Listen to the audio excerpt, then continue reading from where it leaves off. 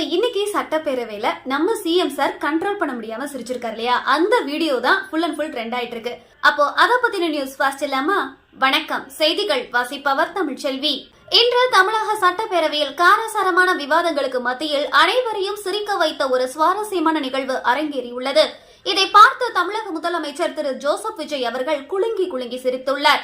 பேரவையில் இந்து சமய அறநிலையத்துறை அமைச்சர் ரமேஷ் அவர்களின் பேச்சுக்கு பதிலளிக்கும் விதமாக திமுக எம்எல்ஏவும் முன்னாள் அமைச்சருமான எம்.ஆர்.கே. பன்னீர்செல்வம் அவர்கள் பேச எழுந்தார்.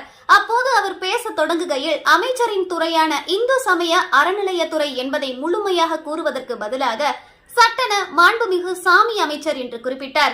சற்றும் எதிர்பாராத இந்த வார்த்தையை அவர் உச்சரித்ததை கேட்டதும் பேரவையில் இருந்த உறுப்பினர்கள் அனைவரும் சிரிக்க தொடங்கினர்.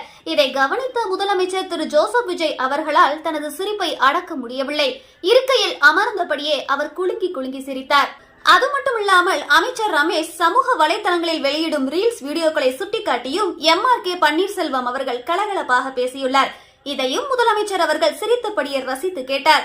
ஆளுங்கட்சியான தாவேக மற்றும் எதிர்கட்சியான திமுக இடையே தொடர்ந்து அனல் பறக்கும் விவாதங்கள் நடைபெற்று வரும் இந்த சூழலில் சாமி அமைச்சர் என்ற இந்த ஒற்றை வார்த்தையும் முதலமைச்சரின் இயல்பான சிரிப்பும் சட்டப்பேரவையில் நிலவிய அரசியல் இறுக்கத்தை சற்று தணித்தது.